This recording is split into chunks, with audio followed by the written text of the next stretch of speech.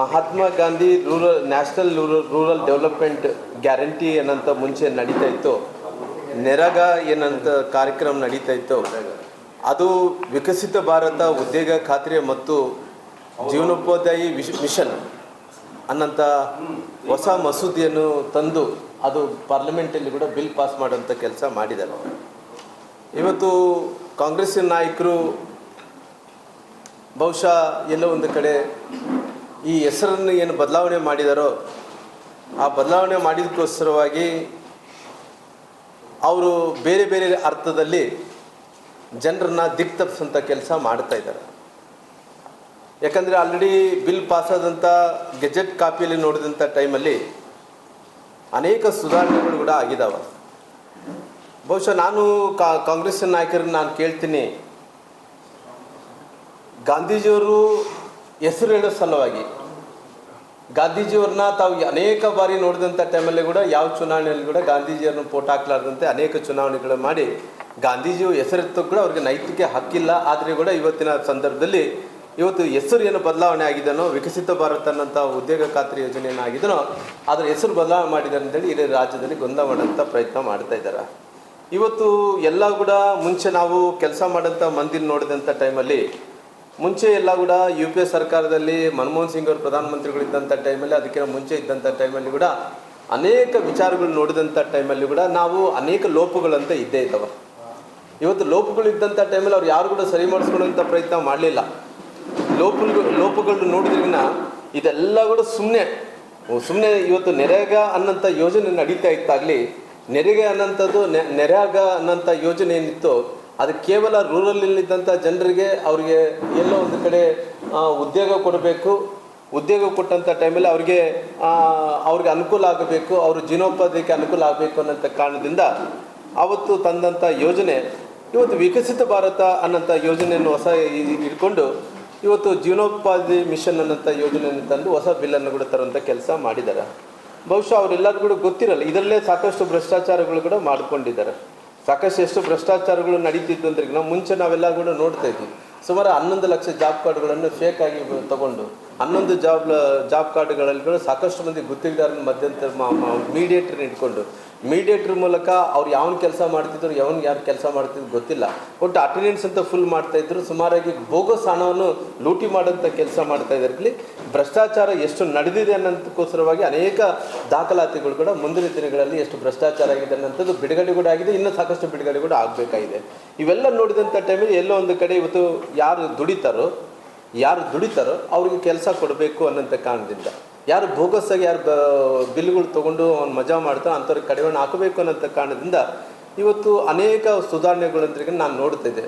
ಭಾಳಷ್ಟು ಮಂದಿ ಉದ್ಯೋಗ ಖಾತ್ರದಲ್ಲಿ ಇವತ್ತು ಕೆಲಸ ಮಾಡ್ತಾಯಿದ್ರು. ಕೆಲಸ ಮಾಡಿದಂಥ ಟೈಮಲ್ಲಿ ಅವ್ರಿಗೆ ಬಿಲ್ಗಳೇ ಬರ್ತಿದ್ದಿಲ್ಲ. ಅವ್ರಿಗೆ ಪೇಮೆಂಟ್ ಸಿಗಬೇಕಂದ್ರಿಗಿನ ಯಾವನೋ ಕೆಲಸ ಮಾಡಬೇಕು, ಯಾವನ ಅಕೌಂಟಲ್ಲಿ ಹಾಕಬೇಕು, ಯಾವನ ಅಕೌಂಟಿಂದ ಇವ್ರ ಕಡೆ ಬರೋ ಒಳಗಡೆ ಅಲ್ಲಿ ಸುಮಾರಾಗಿ ಒಂದು 300 ರೂಪಾಯಿ ಕೂಲಿ ಕೊಟ್ಟರೆ ಆ 300 ರೂಪಾಯಿದಿಂದ ಸೋರಿಕೆಯಾಗಿ 100 ರೂಪಾಯಿ ಕೂಡ ಸಿಗ್ತಿದ್ದಿಲ್ಲ. ಕೆಲವು ಮಂದಿ ಕೆಲಸ ಮಾಡ್ತಿದ್ರು, ಕೆಲವು ಮಂದಿ ಕೆಲಸ ಮಾಡ್ತಿದ್ದಿಲ್ಲ.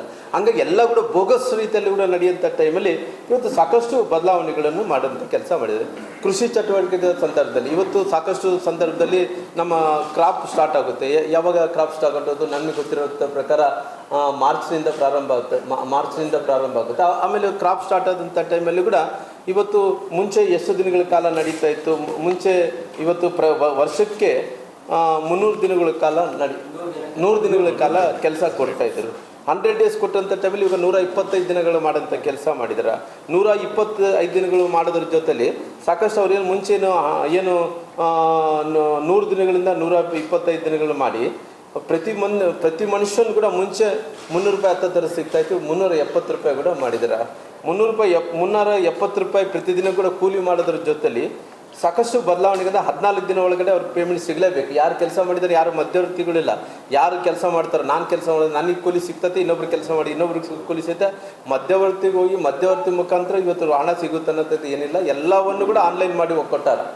ಎಲ್ಲ ಕೂಡ ಆನ್ಲೈನ್ ಟ್ರಾನ್ಸ್ಪರೆನ್ಸಿ ನಮ್ಮ ಸರ್ಕಾರ ಇವತ್ತು ಟ್ರಾನ್ಸ್ಪರೆನ್ಸಿ ಮಾಡಿದೆ, ಆನ್ಲೈನ್ ಮಾಡಿದಂಥ ಟೈಮಲ್ಲಿ ಬಲಾಢ್ರ ಇದ್ದಂಥವ್ರಿಗೆ ಅವ್ನು ಎಲ್ಲೊಂದು ಕಡೆ ಮ್ಯಾನ್ಯುವಲ್ ಅಪ್ಲೈ ಮಾಡೋದು, ಮ್ಯಾನ್ಯುವಲ್ ಮೂಲಕ 100 ಮಂದಿ ಇದ್ದರೆ 200 ಮಂದಿ ನೋಡ್ಸೋದು, ಕೂಲಿ ಬೇಕಾದರೆ 300 ರೂಪಾಯಿ ಸಿಗ್ತಾರೆ ಅಂತ ಇವತ್ತು ಇವಾಗ ಸದ್ಯಕ್ಕೆ 375 ರೂಪಾಯಿ ಸಿಗೋದ್ರಿಂದ DBT ಮೂಲಕ ಅಂದ್ರೆ ಇವೆಲ್ಲ ಕೂಡ ಟ್ರಾನ್ಸ್ಪರೆನ್ಸಿ ಕೆಳಗಡೆ ಬರ್ತಾ.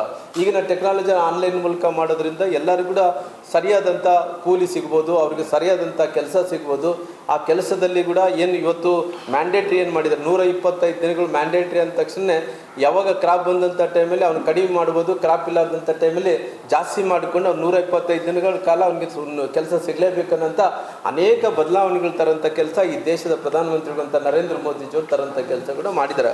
ಇಡೀ ದೇಶದಲ್ಲಿದ್ದಂಥ ಜನರು ಇವತ್ತು ಮಾಡಿದಂಥ ಕೆಲಸ, ಇವತ್ತು ಪ್ರಧಾನಮಂತ್ರಿಗಳಂತ ನರೇಂದ್ರ ಮೋದಿಜಿಯವರು ಈ ತಂದಿರೋಂಥ ಕಾಯ್ದೆ ಏನಿದೆನೋ ಇವತ್ತು ಈ ಕಾಯ್ದೆಯನ್ನು ಹೆಸರನ್ನು ಬದಲಾವಣೆ ಮಾಡಿ ವಿಕಸಿತ ಭಾರತ ಉದ್ಯೋಗ ಖಾತ್ರಿಯನ್ನು ಮಾಡಿದಾರೋ ಇಡೀ ದೇಶದಲ್ಲಿದ್ದಂಥ ಜನರು ಮೆಚ್ಚುಗೆ ಪಡಿಸೋಂಥ ಕೆಲಸ ಮಾಡಿದಾರೆ.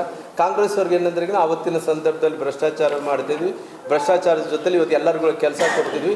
ಮಹಾತ್ಮ ಗಾಂಧಿಯವರ ಹೆಸರಿತ್ತು, ಹೆಸರು ಬದಲಾವಣೆ ಮಾಡಿದಾರೆ. ಇವತ್ತು ಮಹಾತ್ಮ ಗಾಂಧೀಜಿಯವ್ರ ಹೆಸರು ಹೇಳೋಕ್ಕೂ ಇವ್ರಿಗೆ ನೈತಿಕ ಹಕ್ಕಿದೆ. ಯಾವುದು ಮಹಾತ್ಮ ಗಾಂಧೀಜಿಯವ್ರನ್ನ ಇವರು ಯಾವ ರೀತಿಯಲ್ಲಿ ದುರುಪಯೋಗ ಮಾಡಿಕೊಂಡಿದ್ದಾರೆ. ಇವತ್ತು ಕೇವಲ ಇವೆಲ್ಲ ನಕಲಿ ಗಾಂಧಿಗಳು.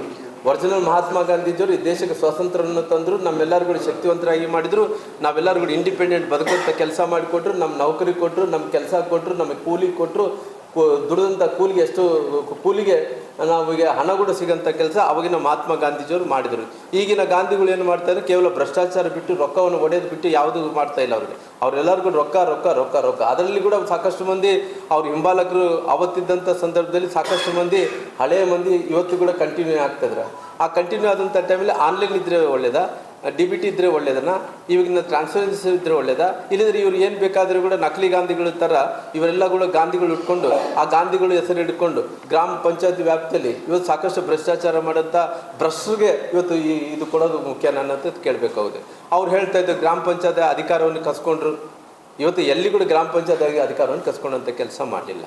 ಇವರೆಲ್ಲ ಕೂಡ ಏನಪ್ಪ ಅಂತ ಹೇಳಿದ್ರೆ ಹಳೆಯ ಕಾಲದಲ್ಲಿ ಪದ್ಧತಿಯಲ್ಲಿ ಇವತ್ತು ಕೂಡ ನಡಿಬೇಕಂತಾರೆ. ಇವಾಗಿನ ಕಾಲದಲ್ಲಿ ಆ ರೀತಿ ಇಲ್ಲ, ಟೆಕ್ನಾಲಜಿ ಬೆಳೆದಿದೆ, ಜನರಿಗೆಲ್ಲರೂ ಕೂಡ ಮಾತಾಡೋಂಥ ಅಧಿಕಾರ ಸಿಕ್ಕಿದೆ, ವಾಕ್ ಸ್ವಾತಂತ್ರ್ಯ ಸಿಕ್ಕಿದೆ.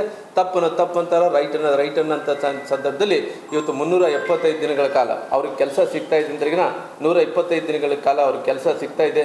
370 ರೂಪಾಯಿ ಕೂಲಿ ಆಗಿದೆ. ಅವ್ರಿಗೆ ಭಾಳಷ್ಟು ಅನುಕೂಲ ಆಗಿದೆ. ಇವತ್ತು ಕೇವಲ ನಕಲಿ ಗಾಂಧಿಗಳು ಇವತ್ತು ಪ್ರಧಾನಮಂತ್ರಿಗಳಂತ ನರೇಂದ್ರ ಮೋದಿಜಿಯವರ ಹೆಸರನ್ನು ಕಡಿಸ್ಬೇಕಂತೇಳಿ ಇಡೀ ದೇಶದಾದ್ಯಂತ ವ್ಯಾಪ್ತಿಯಲ್ಲಿ ಪ್ರೊಟೆಸ್ಟ್ ಅಂತೆ. ಯಾರು ಕೂಡ ಪ್ರೊಟೆಸ್ಟ್ ಅಂದ್ರೆ ಯಾರು ಕಿಮ್ಮತ್ತು ಕೂಡ ಕೊಡ್ತಾ ಇಲ್ಲ.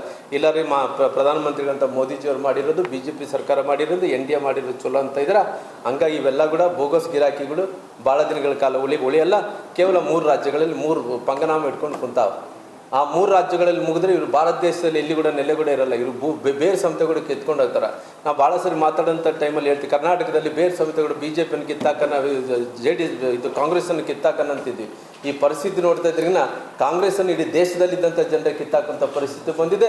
ಮುಂದಿನ ದಿನಗಳಲ್ಲಿ ಹಿಂಗೆ ಮಾಡ್ಕೊಂಡು ಹೋದ್ರಿಗಿನ ಆ ರಾಹುಲ್ ಗಾಂಧಿಯವರು ಕುಣಿಯೋದು, ಇನ್ನೊಬ್ಬರು ಬೇಕಾದರೆ ಈ ರೀತಿ ಸಂವಿಧಾನದಲ್ಲಿ ಹುದ್ದೆಯಲ್ಲಿದ್ದಂಥವ್ರನ್ನ ಅಪಮಾನ ಮಾಡೋಂಥ ಕೆಲಸ ಆಗೋದು, ಪ್ರಧಾನಮಂತ್ರಿಗಳ ಲಘುವಾಗಿ ಮಾತಾಡೋದು. ಆ ಪ್ರಧಾನಮಂತ್ರಿಗಳನ್ನ ಇಲ್ಲಿ ಬೈಯೋದಲ್ಲ, ವಿದೇಶದಲ್ಲಿ ಹೋಗಿ ಜರ್ಮನ್ದಲ್ಲಿ ಬೈತಾರೆ. ಇಲ್ಲಿ ಬೈದರೆ ಜನರೆಲ್ಲನ ಕಲ್ಲಿಟ್ಕೊಂಡು ಹೊಡಿತಾರೆ ಅಂತೇಳಿ ವಿದೇಶದಲ್ಲಿ ಹೋಗಿ ಬೈದಂಥ ಟೈಮಲ್ಲಿ ಕೂಡ ವಿದೇಶದಲ್ಲಿದ್ದಂಥ ಜನರು ಕೂಡ ಒಪ್ಪುತ್ತಾ ಇಲ್ಲ. ಇವತ್ತು ದೇಶದಲ್ಲಿದ್ದಂಥ ಜನರು ಕೂಡ ಒಪ್ತಾ ಇಲ್ಲ. ಈ ಪಂಗನಾಮ ಇಟ್ಕೊಂಡು 3 ರಾಜ್ಯಗಳಲ್ಲಿ ಏನಿದಿನ ಮುಂಬರುವಂಥ ಎಲ್ಲ ಚುನಾವಣೆಗಳೆಲ್ಲ 3 ರಾಜ್ಯದಲ್ಲಿ ಕೂಡ ಕಾಂಗ್ರೆಸ್ ನಿರ್ನಾಮ ಆಗುತ್ತೆ.